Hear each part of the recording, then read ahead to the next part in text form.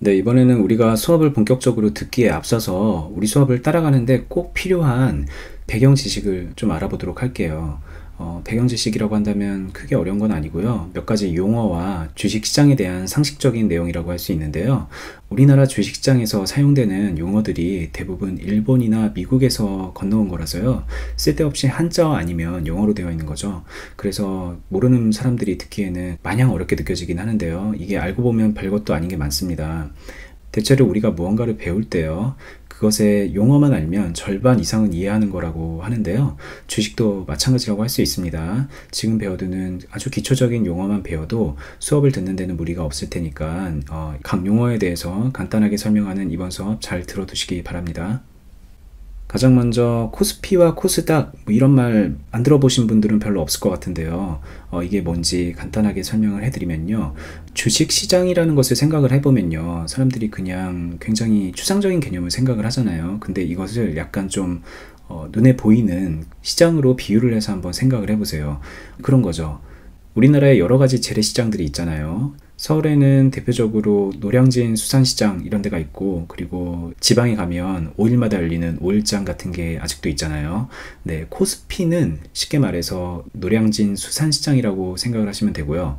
코스닥은 지방에 있는 5일장 같은 거라고 생각을 하시면 돼요. 네, 코스피와 코스닥을 제가 이렇게 극단적으로 구분을 하긴 했지만 시장이 열리는 그런 장소 자체가 다르고요. 그리고 거기서 판매되는 물건 자체가 다르거든요.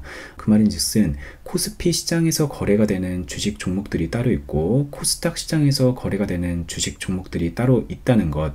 그래서 우리가 주식을 한다 그러면 코스피에서 주식을 사고 팔 수가 있고요. 아니면 코스닥에서 주식을 사고 팔 수가 있는 겁니다. 그러면 우리나라의 주식 시장에는 코스피와 코스닥밖에 없나? 그렇진 않고 코넥스라는 제3시장이 있기는 있어요. 그런데 이 제3시장은 비상장 주식을 취급하는 곳으로 일반적으로 주식 투자를 하는 사람들은 이것을 잘 이용하지 않고요. 대부분의 주식은 코스피와 코스닥에서만 거래가 된다는 것을 이해하시면 됩니다. 그리고 이 코스피 시장이라는 것은 다른 말로 거래소라고 부르기도 하니까 거래소와 코스피는 같은 말이다 라는 것을 이해하시면 되고요. 제가 이 앞에 코스피와 코스닥을 설명을 할 때 주식 종목 이런 말을 했는데요. 종목이라는 것이 무슨 말이냐면 주식시장에 상장되어 있는 수많은 기업들을 개별적으로 부르는 말이라고 생각을 하면 돼요. A기업, B기업이 있다 그러면 그 A기업을 그냥 종목이라고 부르는 거고요. B기업을 종목이라고 부르는 겁니다. 한마디로 A기업 주식 샀어? 이러면 A 종목 샀어? B기업 주식 샀어? 그러면 B 종목 샀어? 이런 식으로 말을 통용해서 사용을 하는 건데요. 이것은 그냥 수업을 하다 보면 제가 자연스럽게 기업이라고 말할 때가 있고 주식이라고 말할 때가 있고 종목이라고 말할 때가 있는데 같은 것을 의미한다고 생각을 하시면 되니까 네, 이것을 간단하게 짚어드렸고요. 그리고 이해를 하나 더 하셔야 되는 게 장중, 장 이런 말을 많이 쓰거든요. 이것은 그냥 쉽게 생각을 하면 돼요. 코스피 시장을 부르는 것을 그냥 장이라고 하고요. 코스닥 시장을 부르는 말을 장이라고 해요. 그 두 시장을 그냥 통칭해서 장이라고 부르는 것이고요. 그 시장이 열리는 시간을 장중이라고 이해를 하시면 됩니다. 노량진 수산시장에 가면 상인들이 24시간 거기서 장사를 하는 건 아니죠. 시장이 열리는 시간이 있는데요. 그렇게 주식에도 거래를 할 수 있는 시간이 정해져 있고요. 그 시간 안에 우리가 무언가 액션을 한다 그런 말을 할 때 장중에 뭘 하세요? 이런 말을 하는 겁니다. 물론 장중이 아닌 시간 외에도 거래를 할 수가 있어서요. 그럴 때는 시간 외에 사세요, 파세요 이런 식으로 말을 하기도 한다는 것 이해를 하시면 됩니다. 참고로 우리가 주식을 매매할 수 있는 시간은요. 휴무일을 제외하고 오전 9시부터 오후 3시가 정규 시장 시간이고요. 그리고 이 오전 9시가 되기 전에 오전 7시 30분부터 8시 30분은 전일 종가로 체결이 되는 장전 시간의 거래 시간입니다. 그리고 오후 3시부터 오후 3시 30분까지는요. 시간의 종가 매매를 할 수 있는 마찬가지로 시간의 거래 시간이고요. 오후 3시 반부터 오후 6시까지는 시간 외의 거래 시간이긴 한데 이때는 단일가로 매매가 되는 시간입니다. 이외에도 아침 8시부터 9시, 그리고 오후 2시 50분부터 3시까지는 동시호가 매매 시간, 이렇게 주식을 매매할 수 있는 시간과 매매 방법이 차이가 있으니까 참고로 알아두시면 되겠습니다. 그리고 HTS, MTS 이런 용어가 있는데요. HTS는 홈 트레이딩 시스템의 약자로 집에서 주식 거래를 할 수 있도록 만들어진 시스템, 프로그램, 이렇게 이해를 하시면 되고요. MTS는 모바일 트레이딩 시스템의 약자입니다. 스마트폰으로 매매를 할 수 있도록 만들어진 어플리케이션이라고 생각을 하면 되는데요. 이 말은 우리가 집에서 PC를 통해서 주식을 사고 팔 수 있고, 하다못해 스마트폰으로도 주식을 사고 팔 수 있다는 얘기니까요. 나는 주식을 사러 어디로 가야 되는지도 모르겠고 저기 여의도에 가서 해야 되나? 라고 혹시라도 생각을 하는 분이 있다면, 주식을 하는 게 그렇게 접근성이 떨어지는 게 아니라는 것을 이해하자는 차원에서 먼저 설명을 하는 거고요. 우리가 이렇게 주식에 대한 용어를 배우고 나서 그 다음에 주식 계좌를 만들고 주식 매매 방법을 배울 때 이 HTS를 가지고 계속해서 설명을 이어갈 거니까 이 부분은 개념적으로 잘 이해를 하시고 넘어가시기 바랍니다. 그리고 또 이해를 해야 되는 용어가 상장 폐지 이런 말이 있어요.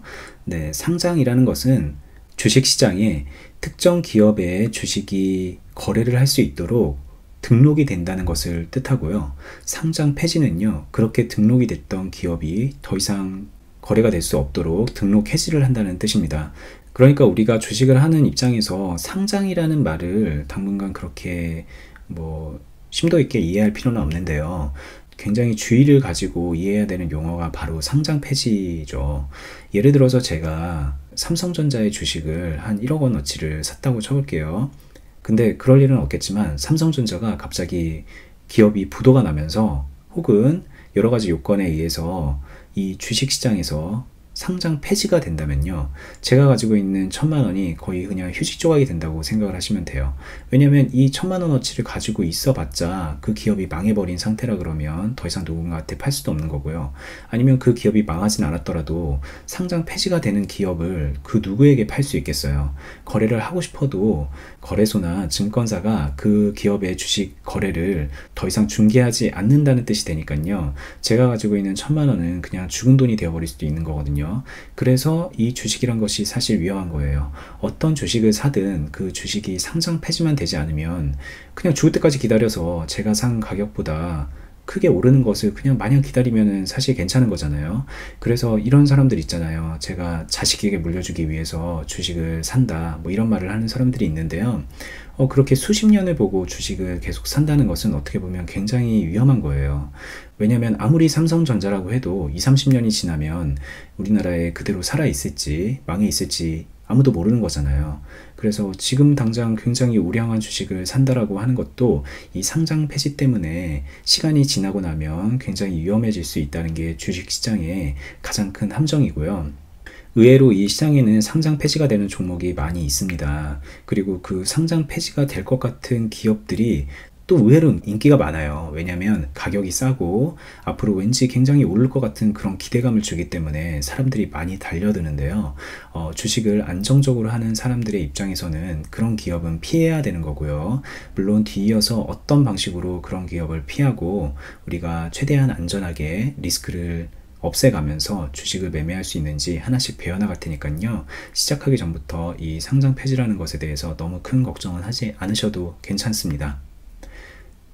다음으로 이해를 하셔야 되는 게 주식 거래에 있어서의 수수료와 세금인데요. 우리가 주식을 사고 팔려면요, 앞에 수업에서 배웠듯이 증권사의 중개를 통해서 할 수가 있는 건데요. 증권사가 그냥 자선사업 하듯이 그 중개를 해주는 건 아니죠. 우리가 주식을 사고 파는 과정에서 거래 대금의 일부를 수수료로 가져가거든요. 얼마나 많이 가져가느냐 이런 거는 그렇게 크진 않아요. 0.015% 이런 정도를 가져가거든요. 예를 들어서 제가 1,000만 원어치의 주식을 산다 그러면 0.015%니까 1,500원 정도만 가져가는 거죠. 그래서 그렇게 크게 티나게 가져가진 않는데요. 이 주식을 자주 사고 팔다 보면 이 수수료도 무시할 수가 없죠. 그래서 웬만하면 여러 증권사들 가운데서 수수료를 가장 적게 떼는 곳을 이용하는 것이 좋고요. 요즘에는 증권사들이 서로 이제 제살 깎아먹는 경쟁을 많이 해서요. 수수료를 전혀 받지 않는 무료 혜택을 주는 곳들도 꽤 생겼어요. 네, 그런 곳을 선별을 해서 이용을 하면 수수료에 대한 부담을 벗어날 수 있겠죠. 그런데 이 수수료에 대한 부담에서 벗어날 수 있다고 해도 주식 투자가 무서운 것은 뭐냐면 우리가 거래를 하는 것에 대해서 세금을 매기기 때문입니다. 아시는지 모르겠지만 우리가 은행에서 예금이나 적금을 들어서 이자를 받으면 그 이자에 대해서도 세금을 떼가죠. 이 이자 소득세는 15.4%인데요. 적지 않죠. 우리가 100만 원어치 이자를 받는다 그러면 15만 4천 원을 이자로 떼가는 거니까요. 근데 이 주식 거래에서는요, 우리가 벌어들인 돈에 대해서 세금을 떼는 게 아니라 무조건 우리가 파는 순간 그 매도 대금의 0.3%를 세금으로 떼가요. 0.3%면 15.4%에 비해서 작은 편이니까 별거 아니네 라고 생각을 할 수 있는데요. 주식 거래라는 게 1년 동안 넣어두고 이자를 받는 그런 은행 예금 적금하고 다르게 하루에도 몇 번씩이고 1,000만 원어치 사고팔고를 반복할 수 있는 거거든요. 네, 그러다 보면 그 0.3%가 쌓여서 굉장히 많은 세금으로 나라에 돌아가게 되죠. 그러다 보니까 어지간하면 투자를 하더라도 단기간에 여러 번 매도를 하는 것을 초보자들은 하지 않는 게 좋고요. 중장기간에 거쳐서 확실하게 수익을 내는 방법을 모색을 하는 게 좋습니다. 물론 우리 수업도 단기 매매에 대해서도 그 노하우를 알려드리지만 대체적으로는 중장기 투자에 포커스를 맞춰서 진행이 될 거니까 네, 이 세금 부분도 크게 걱정하지 않았으면 좋겠네요. 그리고 이 세금이 0.3%가 붙는다는 얘기는요, 주식을 잘 모르는 사람은 그렇게 생각을 하거든요. 야, 10,000원에 샀으면 어쨌든 10,000원에만 팔면 돈을 잃지 않잖아 라고 생각을 하잖아요. 근데 10,000원에 사서 10,000원에 팔면 돈을 잃는 거죠. 이 세금 때문에. 그래서 어쨌든 0.3% 이상씩은 붙여서 팔아야 되기 때문에 그냥 단순하게 도박을 하듯이 접근을 하면 확률적으로 우리가 돈을 잃을 수밖에 없는 거고요. 그 단순 도박을 넘어서 올바로 된 매매 기준을 가지고 네, 우리가 이길 수 있는 투자를 하는 게 우리들이 지향해야 될 점이라는 것 다시 한번 상기시켜 드리면서요. 지금까지 그냥 간단하게 알아봤던 몇 가지 용어들에 대한 설명을 마치도록 하겠습니다.